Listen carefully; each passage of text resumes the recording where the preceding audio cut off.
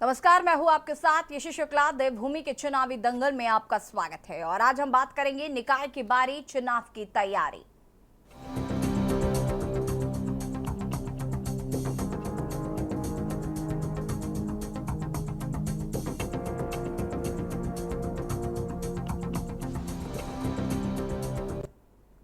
और देवभूमि के चुनावी दंगल में आगे बढ़ेंगे, लेकिन उससे पहले आपको ले चलते हैं बरेली की आंवला लोकसभा सीट, जहां पर प्रधानमंत्री नरेंद्र मोदी जनसभा को संबोधित कर रहे हैं। क्या कुछ कहना सुन लेते हैं। आपकी संपत्ति को भी छीनकर वो अपने चहेती वोट बैंक को मजबूत करने के लिए वहां दे देंगे।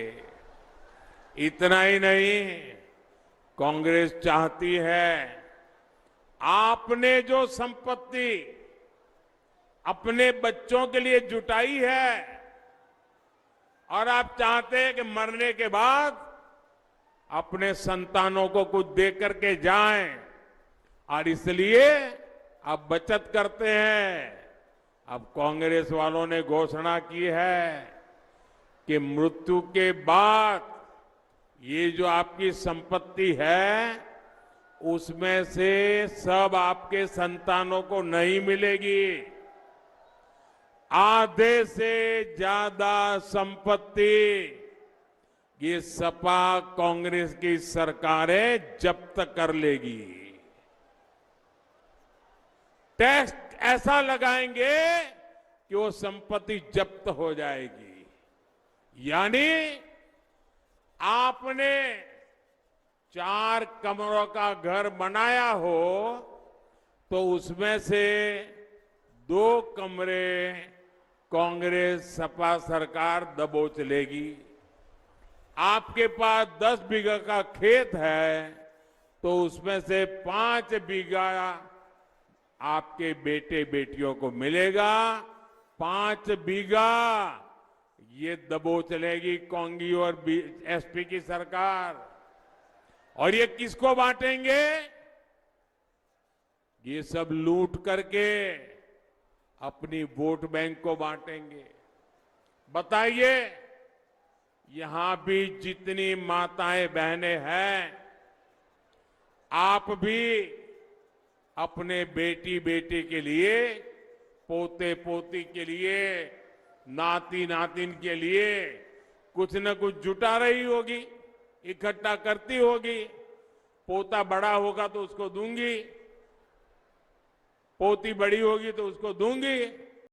हमारे यहां हर परिवार में हर पीढ़ी के लोग अपनी दूसरी पीढ़ी को कुछ न कुछ देने के लिए बचाते रहते हैं।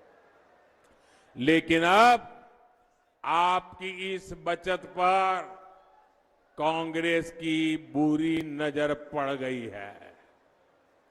कांग्रेस और सपा वालों ने तय किया है कि विदेश में ऐसा होता है तो यहां भी करेंगे। विदेश में तो महिलाएं मंगलसूत्र क्या होता है वो भी उनको पता नहीं है। भाई, ये मंगलसूत्र छीनने की बात करते हैं। क्या कोई मां बहन इस देश में मंगलसूत्र छीनने देगी क्या?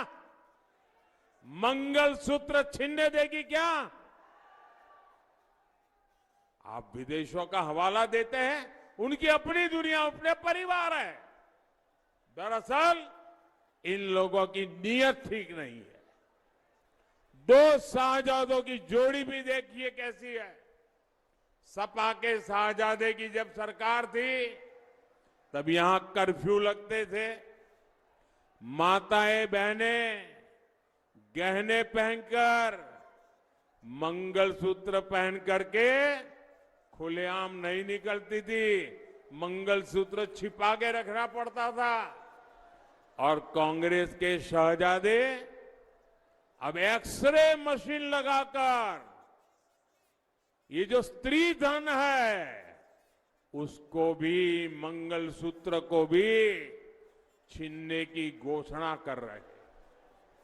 और साथियों, सिर्फ आर्थिक ही नहीं बल्कि कांग्रेस का इरादा संस्थाओं का, दफ्तरों का भी सर्वे कराने का है।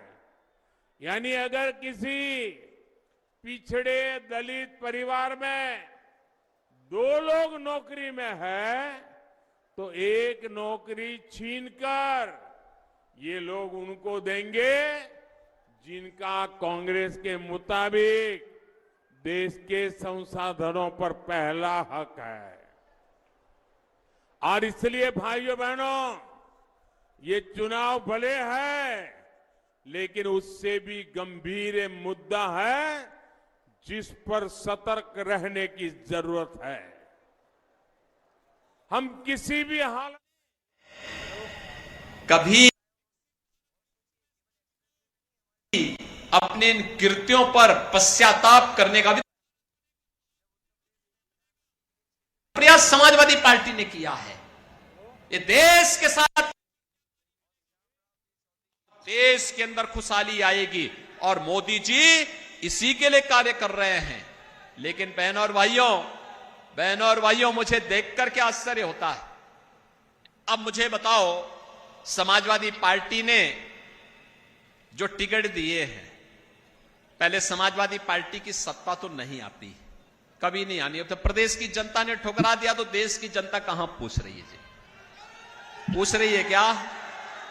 पूरे देश के अंदर, पूरे प्रदेश के अंदर समाजवादी पार्टी, पूरे देश के अंदर समाजवादी पार्टी कुल 63 से 64 या 65 सीटों पर चुनाव लड़ रही होगी। इससे ज्यादा सीटों पर चुनाव नहीं लड़ी।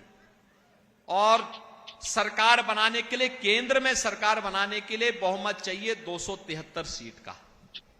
बताओ, 273 सीट का बहुमत चाहिए और चुनाव लड़िए केवल 63 से 65 सीट पर, और कह रहे हैं हम सरकार बनाएंगे। क्या सरकार बनाएंगे क्या ऐसे में? हैं? क्या सरकार बनाएंगे क्या? कांग्रेस क्या सरकार बनाएगी?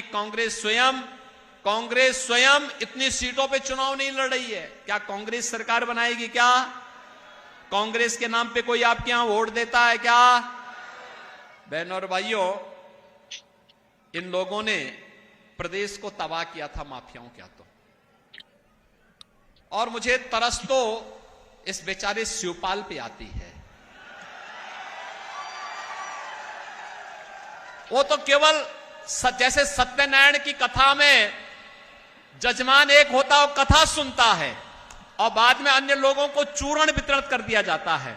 तो ये केवल चूर्ण खाने वाले व्यक्ति रह गए हैं। कभी नेताजी मुलायम सिंह जी के मुख्य सिपह सालार हुआ करते थे, पूरे प्रदेश में तूती बोलती थी। और आज क्या हालत है, यानी कहीं कोई कार्यक्रम हो रहा है तो उनको बैठने के लिए सोफा नहीं मिलता, हत्ता मिलता है बैठने के लिए, हत्ता। और चूरण खाने के आदी हो गए हैं। और इसीलिए मैं आप सबसे कहना चाहता हूं, अरे वीर भूमि है, चूरण मत खाइए। भारतीय जनता पार्टी के द्वारा सत्ता में सहभागी बनकर के। तो यहाँ पर प्रधानमंत्री नरेंद्र मोदी भी चुनावी जनसभा को संबोधित कर रहे हैं। साथ ही साथ उत्तर प्रदेश के मुख्यमंत्री योगी आदित्यनाथ भी चुनावी जनसभा को संबोधित कर रहे हैं और विपक्ष पर जमकर निशाना साधते नजर आ रहे हैं। बढ़ेंगे देवभूमि की चुनावी दंगल की ओर। बात कर रहे हैं हम निकाय चुनाव की। उत्तराखंड में लोकसभा चुनाव के बाद अब निकाय चुनाव की तैयारी शुरू हो गई है और इसी कड़ी में धामी सरकार ने नगर निकाय क्षेत्रों में ओबीसी की स्थिति के संबंध में एकल समर्पित वर्मा आयोग से 27 जनवरी से पहले रिपोर्ट उपलब्ध कराने का अनुरोध किया है। इसके आधार पर निकायों में ओबीसी के लिए आरक्षण तय किया जाना है। आयोग ने कुल 102 नगर निकायों में से 95 नगर निकायों की रिपोर्ट को अंतिम रूप दे दिया है। आयोग जल्द ही अपनी रिपोर्ट मुख्यमंत्री धामी को सौंपेगा। माना जा रहा है कि इसके बाद अगले माह निकायों में ओबीसी आरक्षण का निर्धारण कर दिया जाएगा। बता दें कि उत्तराखंड में 3 निकायों जिसमें बद्रीनाथ, केदारनाथ और गंगोत्री में चुनाव नहीं होते हैं, जबकि कीर्तिनगर, नरेंद्रनगर, रुद्रप्रयाग व हरबटपुर के परिसीमन को अभी अंतिम रूप नहीं दिया जा सका है। बताया जा रहा है कि शेष रह गए 4 निकायों के परिसीमन की प्रक्रिया पूरी होते ही इनमें भी ओबीसी की वास्तविक स्थिति की रिपोर्ट सरकार को सौंप दी जाएगी। आपको बता दें कि उत्तराखंड में 100 नगर निकायों का 5 वर्ष का कार्यकाल पिछले साल 2 दिसंबर को खत्म हो चुका है। इसके बाद प्रशासकों के हवाले से कर दिया गया था। इसी बीच समय पर नगर निकाय चुनाव न होने का मामला हाईकोर्ट पहुंचा। कोर्ट ने 6 माह के भीतर चुनाव कराने के आदेश दिए और इसे देखते हुए सरकार अब निकाय चुनाव के लिए सक्रिय हो गई। हालांकि कांग्रेस की आशंका है कि समय पर निकाय चुनाव नहीं हो पाएंगे क्योंकि सरकार ने आरक्षण समेत तमाम जरूरी कार्यों को अभी तक पूरा नहीं किया। सवाल यह है कि क्या निकाय चुनाव समय पर होंगे? आखिर क्यों कांग्रेस को निकाय चुनाव समय पर ना होने की आशंका है? आज इसी मुद्दे पर विस्तार से चर्चा करेंगे। उससे पहले रिपोर्ट।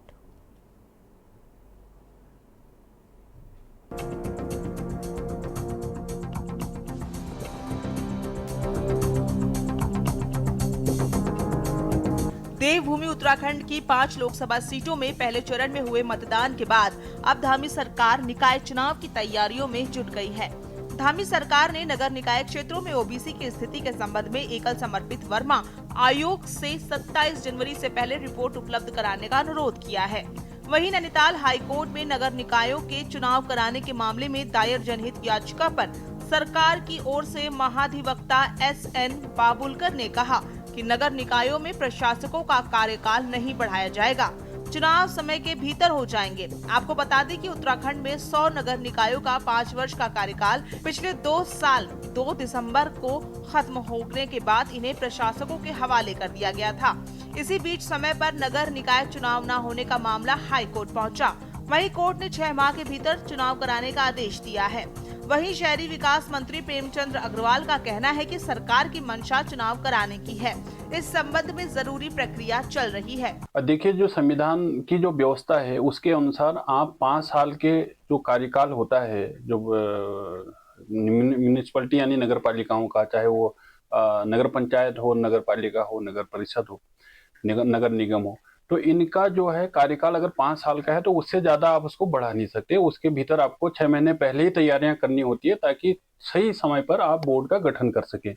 तो उत्तराखंड में 2 दिसंबर को वह कार्यकाल पूरा हो रहा था, क्योंकि उत्तराखंड सरकार ने 30 नवंबर को ही प्रशासक यहाँ पर बैठा दिए, जो 2 दिसंबर से जिसका कार्यकाल अब जो है, जो 6 महीने की अवधि है, वो 2 जून को पूरी हो रही है। इस लिहाज से एक पिटीशन यहाँ पर उस जनहित याचिका में चैलेंज किया गया कि आप ऐसा नहीं कर सकते कि बार बार प्रशासक बैठा करके इस कार्यकाल को बढ़ा सकते हैं। की मंशा तो चुनाव कराने की है और उसकी जो प्रक्रियाएं हम लोग शुरू कर रखे हैं और जो भी हमारी आवश्यकताएं हैं, जिस प्रकार से हमारी उस प्रक्रिया के लिए जरूरी चीज़ें हैं उसको हम कर रहे हैं। प्रयास तो ये है कि हम समय पर चुनाव कराएं। आज से आपको बता दें कि उत्तराखंड सरकार ने सुप्रीम कोर्ट के आदेशों के क्रम में निकाय क्षेत्रों में ओबीसी की वास्तविक स्थिति के मद्देनजर नैनीताल हाईकोर्ट के रिटायर्ड जज BS वर्मा की अध्यक्षता में एक कमेटी गठित की थी। जानकारी के मुताबिक आयोग ने कुल 102 नगर निकायों में से 95 नगर निकायों की रिपोर्ट को अंतिम रूप दे दिया है। आयोग जल्द ही अपनी रिपोर्ट मुख्यमंत्री पुष्कर सिंह धामी को सौंपेगा। वहीं सत्ताधारी दलों ने भी निकाय चुनाव को लेकर तैयारियां शुरू कर दी हैं। एक तरफ भाजपा जहां निकाय चुनाव के लिए तैयारी कर रही है, तो वहीं दूसरी ओर कांग्रेस को आशंका है कि समय पर निकाय चुनाव नहीं हो पाएंगे, क्योंकि सरकार ने आरक्षण समेत तमाम जरूरी कार्यों को पूरा ही नहीं किया है। सरकार समय पर चुनाव कराएगी, हमें इसमें शंका है। अभी देखिए, चुनाव कराने से पहले कई तैयारियां करनी पड़ती है। चक्रानुक्रम का रिजर्वेशन होता है। रिजर्वेशन संविधान ने प्रदत्त संविधान में व्यवस्था है कि अगर जो रिजर्वेशन इस साल है वो अगले साल नहीं होगा, जो सीट इस साल है वो सीट अगली बार नहीं रहेगी। आपने महिलाओं का रिजर्वेशन फाइनल नहीं किया, आपने ओबीसी का रिजर्वेशन क्या होगा वो फाइनल नहीं है, SC ST का रिजर्वेशन आप कैसे करोगे वो फाइनल नहीं है। आप वार्डों का आपने पुनर्गठन नहीं किया, नई पंचायतें बनी है उनके रिजर्वेशन में कुछ नहीं किया। तो हमें भी शंका है सरकार समय पर चुनाव करा पाएगी, ये हमें विश्वास नहीं है। देखिए, हाईकोर्ट कह रहा है, लेकिन ये सरकार तो कोर्ट के निर्देश पर ही तो चलती है, कोर्ट को ही गुमराह करने का काम करती है। देख लीजिएगा, 6 महीने में कहा था, फिर कहाँ कर रहे हैं। अभी मुझे नहीं लगता कि सरकार इतनी जल्दी कर पाएगी। सरकार की ओर से नगर निकाय चुनाव की तैयारियां पूरी कर ली गई हैं और भारतीय जनता पार्टी भी नगर निकाय चुनाव के लिए पूरी तरह से तैयार है। और जैसे ही कोर्ट का जो आदेश हैं, उसके आदेश के अनुसार जो भी नगर निकाय कार्यक्रम की जो घोषणा की जाएगी, उसके लिए सरकार और संगठन पूरी तरह से तैयार है। भारतीय जनता पार्टी नगर निकाय चुनाव के लिए जो पूर्व में ही तैयारी कर चुकी थी और जल्दी ही अपने नगर निकायों में अपने प्रदेश के जो वरिष्ठ पदाधिकारीगण हैं उनको भेजा जाएगा और नगर निकाय चुनाव के पैनल तैयार किए जाएंगे। कुल मिलाकर लोकसभा चुनाव के बाद अब राज्य में निकाय चुनाव की तैयारी शुरू हो चुकी है। धामी सरकार ने हाई कोर्ट में जहां समय पर निकाय चुनाव कराने का शपथ पत्र दिया है, साथ ही नगर निकायों में प्रशासकों का कार्यकाल भी नहीं बढ़ाने की बात कही है। तो ऐसे में सवाल ये है कि आखिर कांग्रेस को सरकार की मंशा पर क्यों संशय है? आखिर क्यों सरकार ने समय रहते निकाय चुनाव नहीं कराए? उत्तराखंड डेस्क रिपोर्ट के न्यूज इंडिया। जी हाँ, तो अब लोकसभा के बाद निकाय चुनाव की तैयारी, आज इसी पर चर्चा करेंगे। मेहमान हमारे साथ जुड़ चुके हैं, उनसे आपका परिचय करा देते हैं। विशाल गुप्ता प्रदेश प्रवक्ता बीजेपी से हमारे साथ जुड़ चुके हैं। आशीष नौटियाल जी प्रदेश प्रवक्ता कांग्रेस से हमारे साथ जुड़ चुके हैं। शांति प्रसाद भट्ट जी यूकेडी प्रवक्ता हमारे साथ जुड़ चुके हैं। अरुण शर्मा जी हमारे वरिष्ठ पत्रकार जुड़ चुके हैं। आप सभी का बहुत बहुत स्वागत। सबसे पहले शुरुआत आशीष नौटियाल जी आपसे करते हैं। कांग्रेस को ऐसा क्यों लगता है कि सरकार की मंशा नहीं है निकाय चुनाव कराने की? देखिए मैडम, भारतीय जनता पार्टी झूठ की राजनीति करती है और इस समय तो बिल्कुल भी नहीं करा सकते, क्योंकि ये लोग डर गए हैं। ये अब केंद्र के चुनाव से डर गए हैं, तो ये तो नगर निगम का चुनाव है। केंद्र में जो इतनी मजबूती बताते थे, आज इनके इतने बुरे हाल हो गए हैं कि प्रधानमंत्री जी मुद्दों की बात नहीं करते, वो मुद्दों को भटकाने की बात करते हैं, उल्टी सीधी बातें करते हैं, जनता के बीच में अपना घोषणा पत्र नहीं रखते, वो कांग्रेस के लिए झूठ बोलने का काम करते हैं। अभी आपके चैनल के माध्यम से मैं देख रहा था किस तरह प्रधानमंत्री किन किन बातों को बोल रहे हैं। आप बताएं, अगर आपके समझ में नहीं आ रहा प्रधानमंत्री जी हमारा घोषणा पत्र, तो हमारे मल्लिकार्जुन खड़गे जी जो के राष्ट्रीय अध्यक्ष हैं, उन्होंने समय मांगा है कि आप तो 2 मिनट समय दें, आपको पढ़ के समझा देंगे घोषणा पत्र क्या है। आप जगह जगह जाकर झूठ परोसने का काम कर रहे हैं। इस समय तो समय था कि आप जनता को जाकर बताते कि 10 साल में आपकी उपलब्धियां क्या है। एक उपलब्धि आपके नाम पर नहीं है, देश को डुबाने का काम आप कर रहे हैं और जगह जगह जाकर बातें कर रहे हैं। बताएं, आप इस स्तर तक आ गए हैं प्रधानमंत्री जी, क्या महिलाओं के मंगलसूत्र की बात कर रहे हैं? आपने खुद तो कभी मंगलसूत्र का सम्मान नहीं किया और अन्य महिलाओं का, देश की महिलाओं का अपमान करने का काम कर रहे हैं कि अपना मंगलसूत्र बचाएं। आशीष जी, किस तरह की बात निकाय करते हैं चुनाव हमारे पर देश भी के 2 शब्द कह दीजिए ना। हमारे प्रधानमंत्री हैं, सर्वोच्च पद पर आशीष बैठे जी, व्यक्ति हैं, निकाय हर चुनाव कोई पे सुनता है 2 इनको। शब्द आपके और चाहते नगर हो? निगम चुनाव तो मैडम बताएंगे। देखें, जो मानसिक दिवालिया जो लोग हो चुके हैं वो किसी स्तर तक गिर सकते हैं। आप बताएं, लोकपाल की नियुक्ति के लिए कोर्ट ने क्या कहा था? हाई कोर्ट ने मार्च तक लोकपाल की नियुक्ति चाहिए, क्या हो गई? इनको चुनाव समय पर कराने के लिए कहा था, अब इन्होंने नहीं कराया। अब कहते हैं जून में हम करा देंगे, 1 महीना बीच में रह गया है। हम तो चाहते हैं चुनाव टाइम पर हो, हम पहले भी चुनाव के लिए तैयार थे और आज भी तैयार हैं। और भारतीय जनता पार्टी जो अपने संगठन की बड़ी दाग देती है कि हमारा संगठन है, तो आप करा लो चुनाव। क्यों नहीं करा पाए आप? क्योंकि आपको पता है आपका संगठन भी अब आपके साथ नहीं है। जिस तरह की अमर्यादित भाषा ये लोग बोल रहे हैं, इनके संगठन ने, इनके लोगों ने इनका साथ छोड़ने का काम कर दिया है। क्योंकि इन्होंने हर स्तर तक, जितने स्तर तक कोई गिर सकता है उससे भी ज्यादा ये लोग गिर चुके हैं। और आज नगर निगम के चुनाव निश्चित होने हैं उत्तराखंड के अंदर। 1 महीने का टाइम बोल रहे हैं और हम तो चाहते हैं 1 महीने के अंदर चुनाव हो और जनता इनको बाहर का रास्ता दिखाने का काम करे। जिस तरह नगर निगम के अंदर इन्होंने घोटालों की लाइन लगा दी, हर जगह घोटाला इन लोगों ने। कोरोना काल में जब देश हाहाकार कर रहा था अपनी जान बचाने के लिए, उस समय भी इन्होंने सैनिटाइजर घोटाला कर डाला। इन्होंने सैनिटाइजर के नाम पर सड़कों में पानी डालने का काम किया। मेयर साहब की संपत्ति अचानक से मेयर बनने के बाद करोड़ों रुपए हो जाती है और उसकी कोई जांच नहीं होती।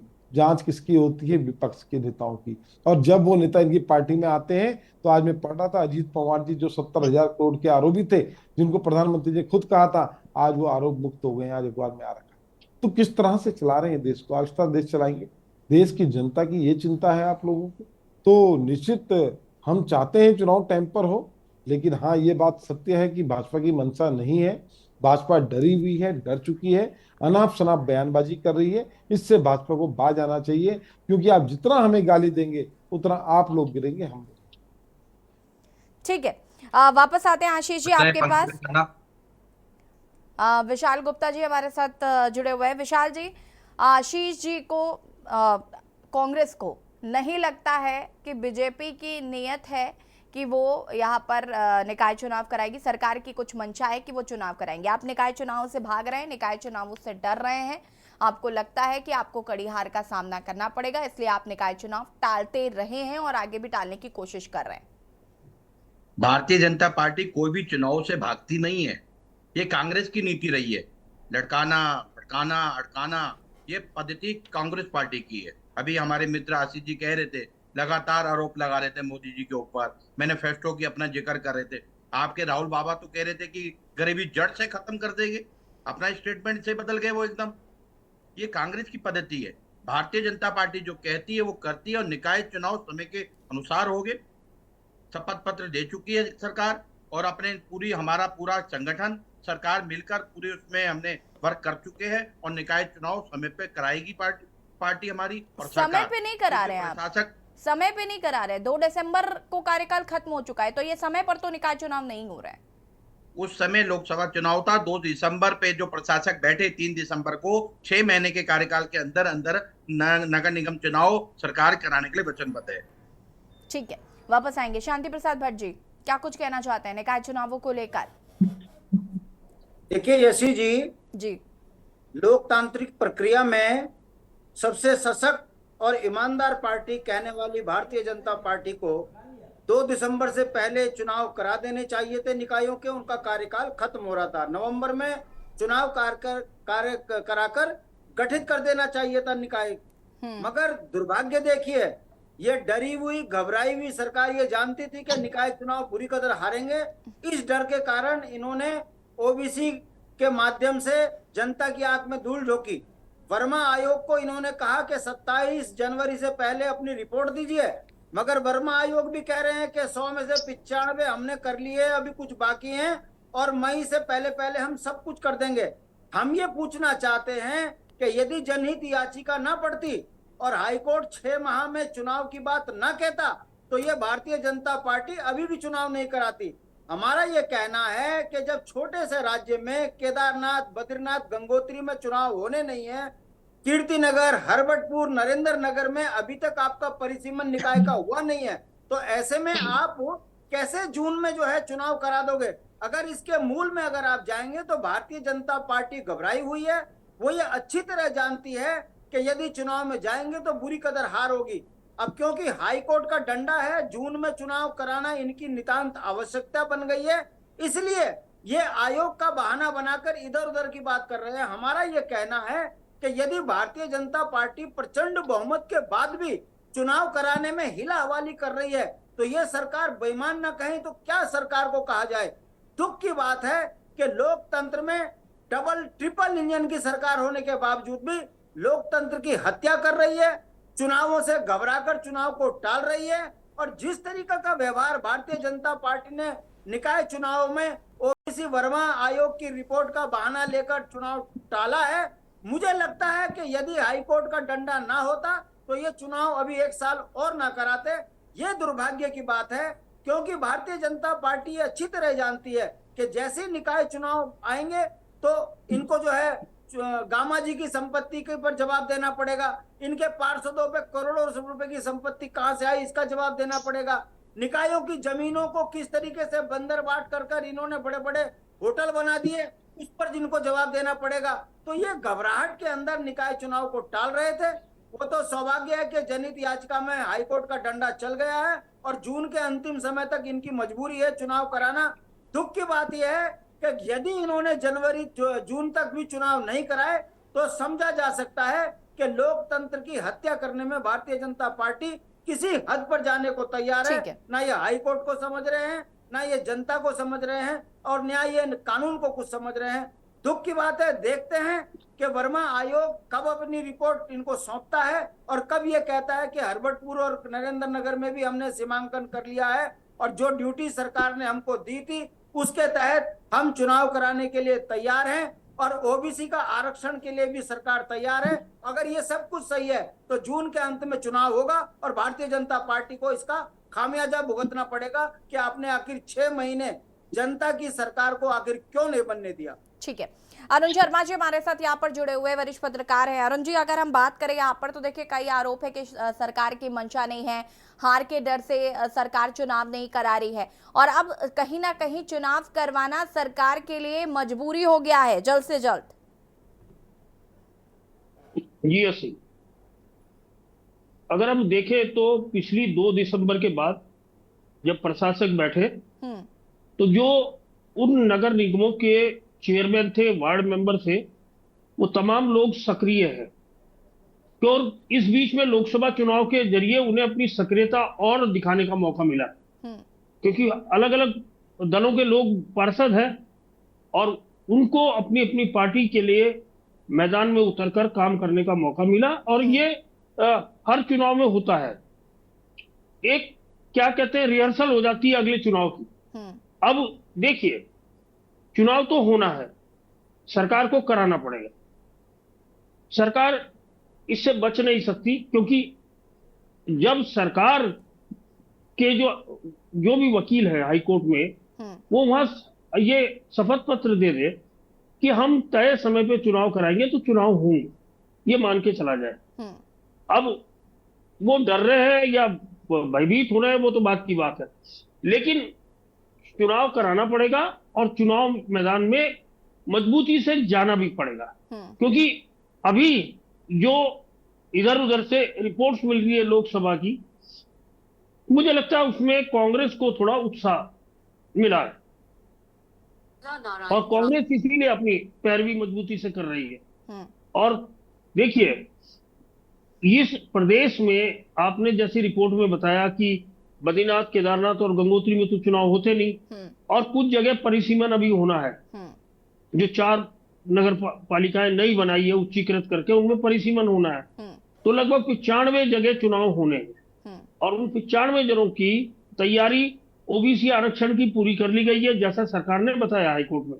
और उसके हिसाब से मुझे लगता है, क्योंकि वार्डों का परिसीमन नहीं होना है, क्योंकि नए वार्ड बनाए गए थे, अभी केवल जो नगर निकाय उच्चीकृत करके वो बनाए गए उनमें ही परिसीमन होना है। और वहीं ओबीसी आरक्षण का पेच भी फंसा हुआ है। तो उसको देखते हुए मुझे ये लगता है कि सरकार चुनाव कराएगी।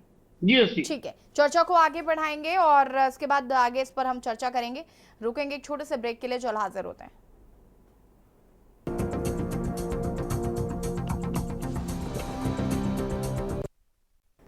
ब्रेक के बाद एक बार फिर से आप सभी का स्वागत है। चर्चा कर रहे हैं निकाय की बारी, चुनाव की तैयारी, और इसी पर हम चर्चा कर रहे हैं। मेहमान हमारे साथ लगातार बने हुए हैं। विशाल जी, अगर हम बात करें तो जैसा कि आपने कहा कि लोकसभा चुनाव थे, तमाम चीजें थी, उस वक्त तो आपके प्रवक्ता ये स्वीकार भी नहीं कर रहे थे कि लोकसभा चुनाव आ रहे हैं इसलिए हम टाल रहे हैं निकाय चुनावों को।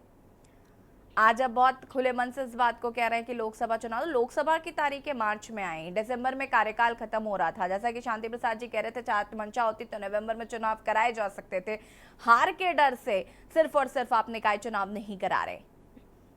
हर चीज की संवैधानिक प्रक्रिया होती है। शांति प्रसाद जी क्या कह रहे, आशीष जी क्या कह रहे, इनको तो केवल आरोप लगाना है, क्योंकि सत्ता में हमें आरोप का स्वीकार करते हुए अपने काम को अमलीजामा देना है। सरकार वचनबद्ध है चुनाव कराने के लिए।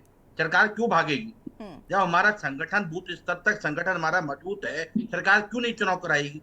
क्या दिक्कत है सरकार को चुनाव कराने के लिए? हमारा संगठन, आज शांति प्रसाद जी से पूछूं मैं, इनका संगठन कहाँ है? ये चुनाव की बड़बड़ कर रहे हैं। आशीष जी से पूछूं कि तुम्हारा बूथ स्तर पे संगठन कहाँ है? हाँ, भारतीय जनता पार्टी संगठन आधारित पार्टी है, संगठन को लेकर चलती है और सरकार बिल्कुल तैयार है चुनाव कराने के लिए। हर चीज की संवैधानिक प्रक्रिया के अंतर्गत सरकार उसमें कदम बढ़ाती है और उसी के तहत शपथ पत्र हमने हाईकोर्ट में दिया था। उसका जो 6 महीने का कार्यकाल है उसके अंदर अंदर हमें चुनाव कराने हैं और हम कराएंगे। सर, भारतीय जनता पार्टी कभी चुनाव से भागती नहीं है, हर समय चुनाव के मोड़ पे रहती है, विकास के एजेंडे पे रहती है, मुद्दों पे बात करती है।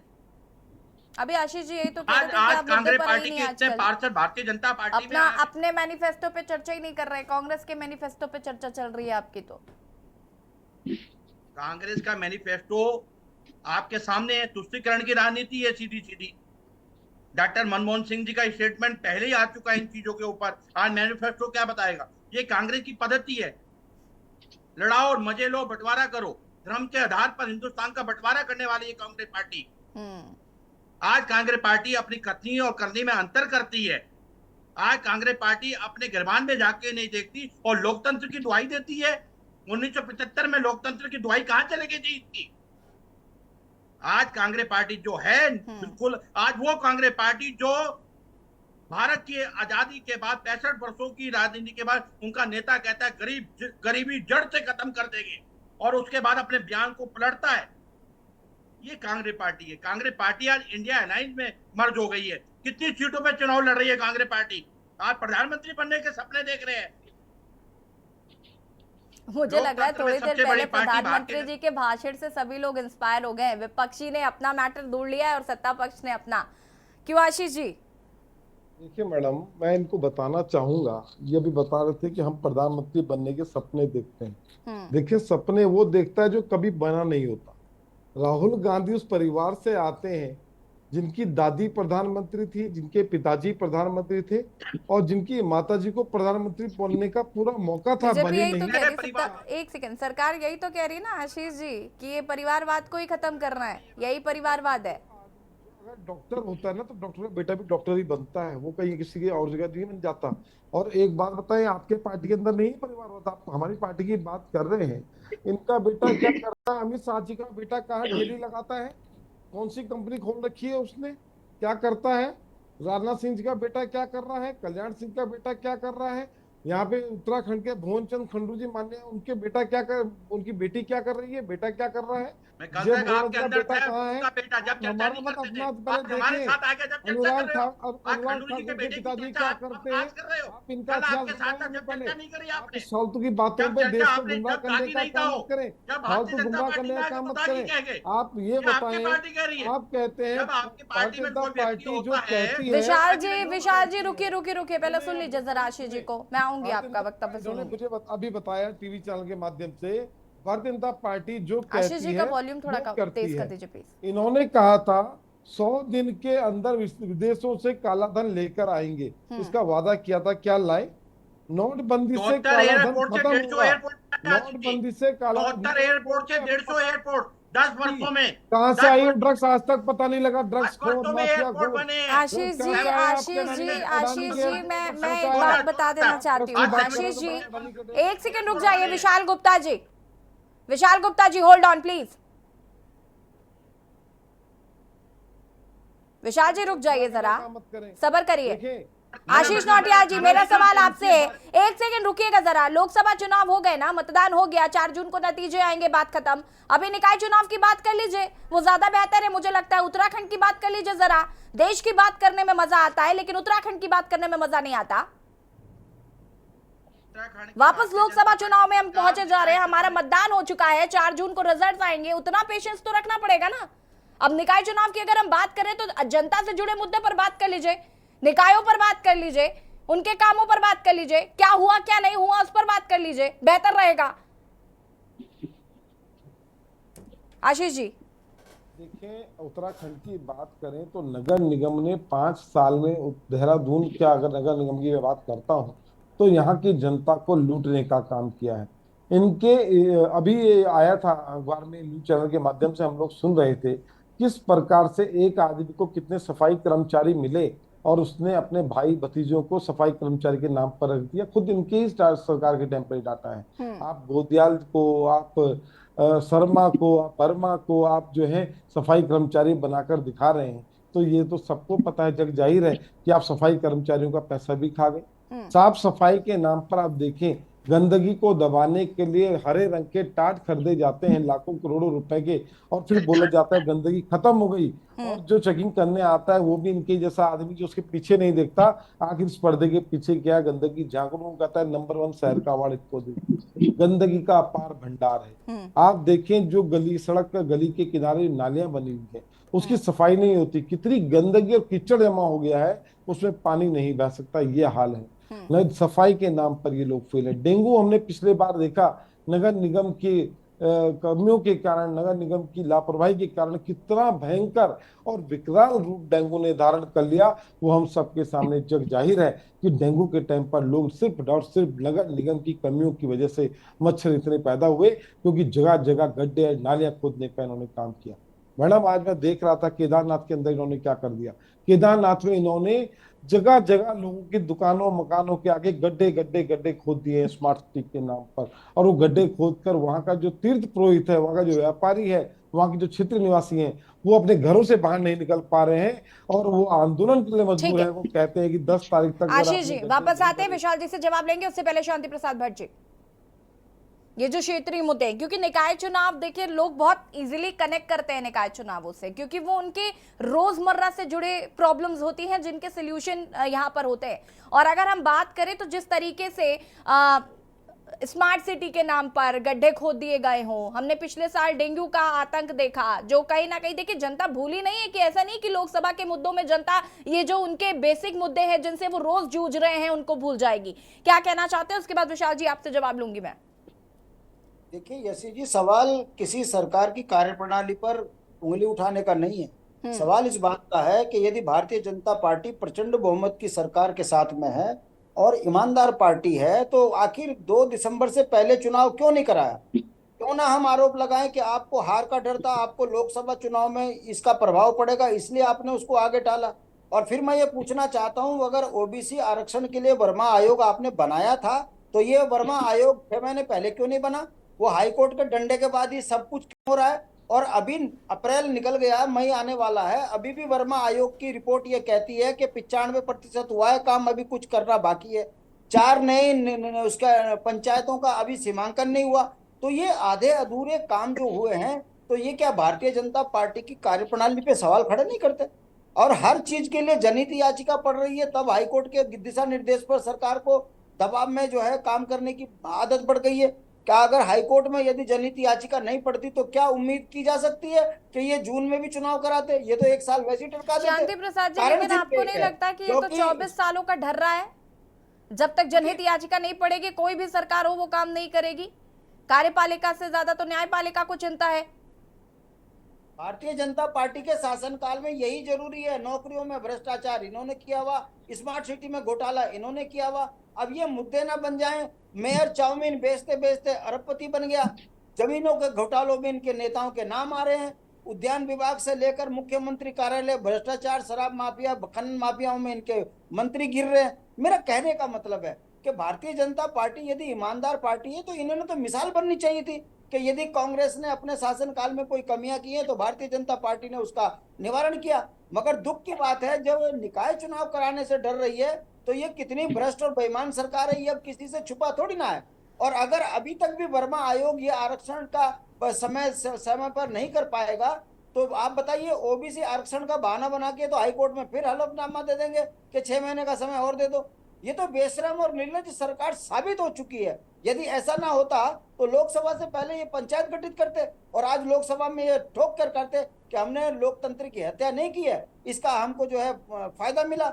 ये डर के कारण अब लोकसभा चुनाव में इनकी हालत खराब हो रखी है पूरे देश के अंदर। और उत्तराखंड के अंदर जिस तरीके से परिणाम लोगों के मुंह से सुनने को मिल रहा है, कहीं ऐसा ना हो कि भारतीय जनता पार्टी के नेता 4 जून के बाद मुंह छुपाते दिखे।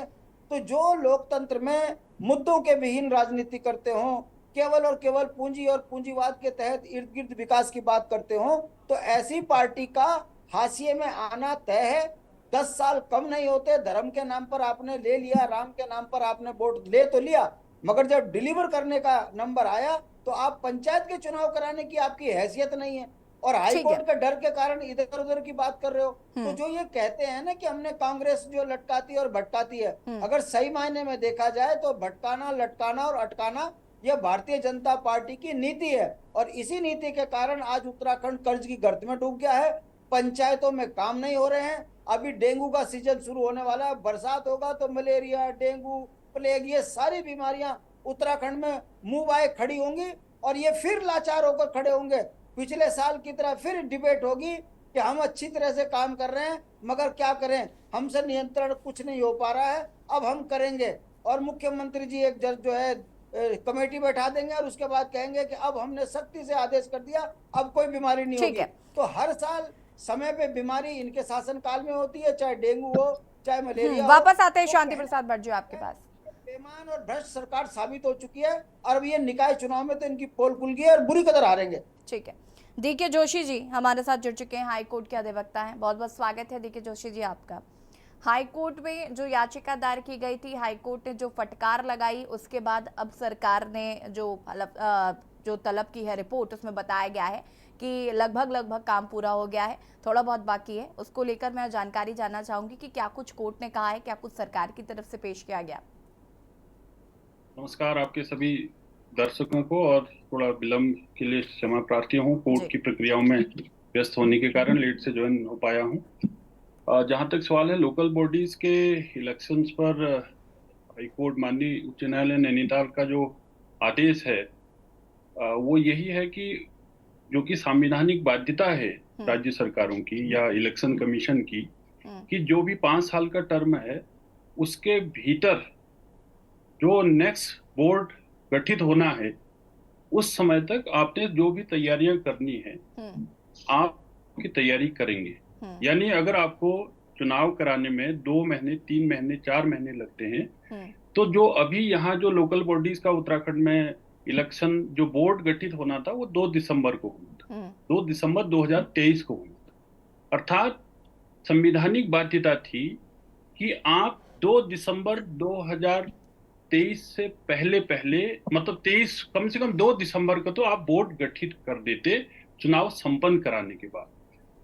तो ये संविधान में चलिए थोड़ा सा एक इनको स्कोप दिया था कि यदि ऐसी कोई आपदा जो मतलब गॉड एक्ट ऑफ गॉड कहते हैं इसको, जैसे कोई दैवी आपदा आ जाती है या कभी ऐसा लॉ एंड ऑर्डर सिचुएशन होती है कि वहां पर एक जन सामान्य मतलब वो सामान्य रूप से नहीं चल सकता है, तो ऐसी परिस्थितियों में आप प्रशासक बैठा सकते और वो प्रशासक आप 10/4 जो हमारा म्युनिसिपैलिटी एक्ट है जो उत्तराखंड में भी लागू होता है उसके सेक्शन 10A का खंड 4 में ये व्यवस्था है कि इनकेस मतलब जो ये मैंने जो बताया ये कंटिंजेंसी ये तो है ही नहीं उत्तराखंड में अभी फिलहाल वर्तमान में तो ये थी नहीं। चलिए वो भी अगर आपने कर दिया तो आप 6 महीने का कार्यकाल मतलब उसका टेन्योर जो है वो आप 1 दिसंबर से इन्होंने शुरू किया 30 नवंबर 2023 के शासनादेश से इन्होंने प्रशासक बैठा दिए उत्तराखंड में जो 2 दिसंबर 2023 से वो शुरू हो गया और उन्होंने कहा कि अग्रिम आदेशों तक, जबकि ये बिल्कुल गैर संवैधानिक है। ऐसा तो नहीं लिखा जा सकता था कि अगले आदेशों तक, जबकि ये कह सकते थे आप कि 6 महीने तक।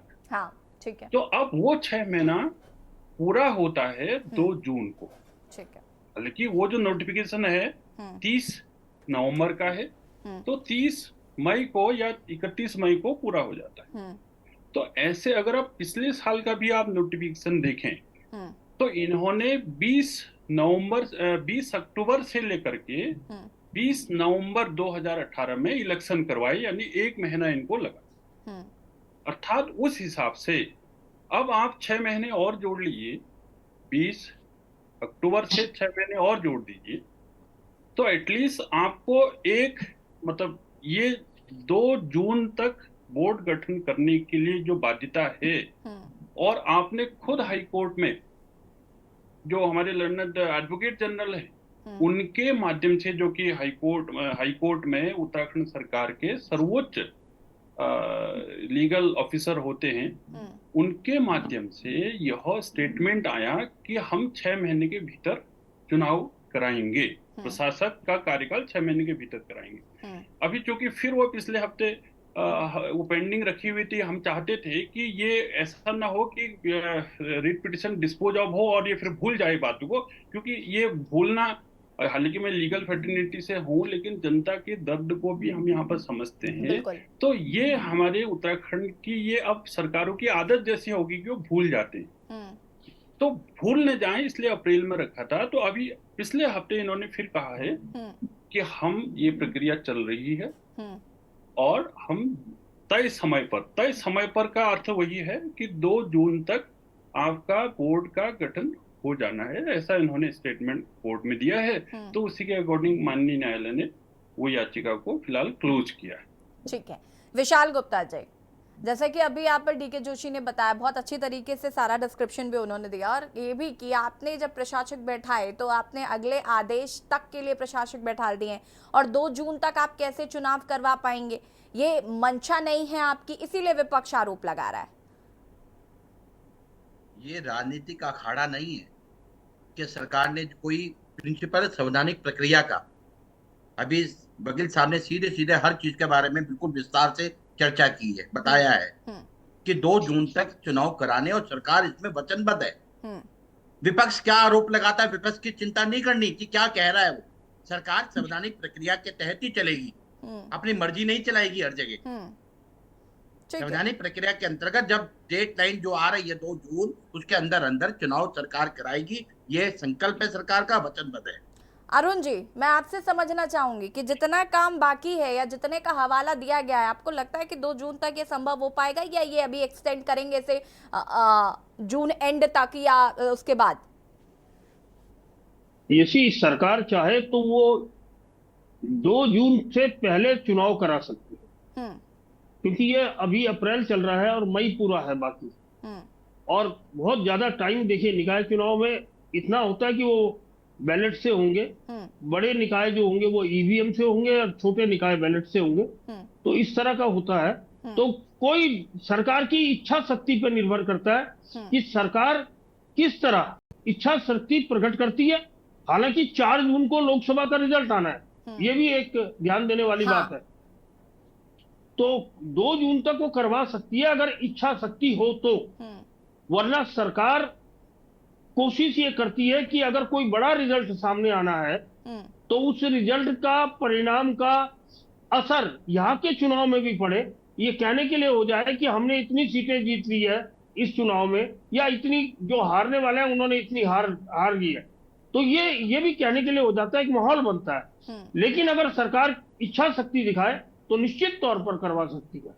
ठीक है, एक चीज और मुझे जानकारी के लिए और ऐड करना था जी, वो ये है कि जो संवैधानिक पीठ, मतलब जो संविधान का फैसला है, हमारे संविधान पीठ का फैसला है सुप्रीम कोर्ट का कृष्ण सिंह तोमर में, तो उसमें स्पष्ट 2 बातें जो मैं जानकारी के लिए शेयर करना चाह रहा हूँ। नंबर 1 कि आप ये आरक्षण या इसका सर्वे के बहाने या जनसंख्या सर्वे के बहाने आप इलेक्शन नहीं रोक सकते।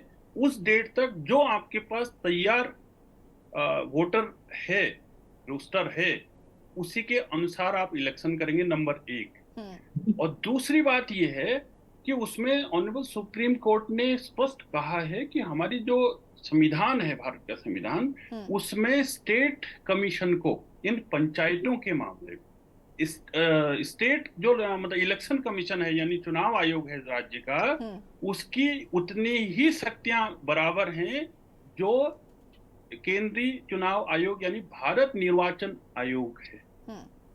तो इसलिए ये 2 बहाने नहीं चलेंगे, संविधान कानूनी तौर से 2 बहाने नहीं चलेंगे कि साहब अभी हमने जो है ओबीसी का ये सर्वे पूरा नहीं किया है, या दूसरा अभी तो सेंटर में इलेक्शन चल रहे हैं इसलिए हमें उनसे परमिशन लेने की जरूरत होगी। कम से कम ये मैंने जानकारी के लिए बीच में आपको बता दूं। आशीष जी फटाफट आपका रिएक्शन चाहेंगे, उसके बाद शांति प्रसाद जी आपका भी। देखिए आशीष जी फटाफट, लेकिन अपनी बात को पूरा करें। कि राज्य के हित के लिए चुनाव टाइम पर होने चाहिए, किसी तरीके की बहानेबाजी नहीं होनी चाहिए। जीत और हार तो 2 पहलू है, एक जीतेगा एक हारेगा, इससे क्या डरना, जो इलेक्शन में जाएगा उसको तो डर ही नहीं होना चाहिए। तो भारतीय जनता पार्टी निश्चित रहे, अगर उन्होंने काम किया होगा तो जरूर जीतेंगे, और आपने अगर नगर निगम में घोटाले जरूर मिलेगा।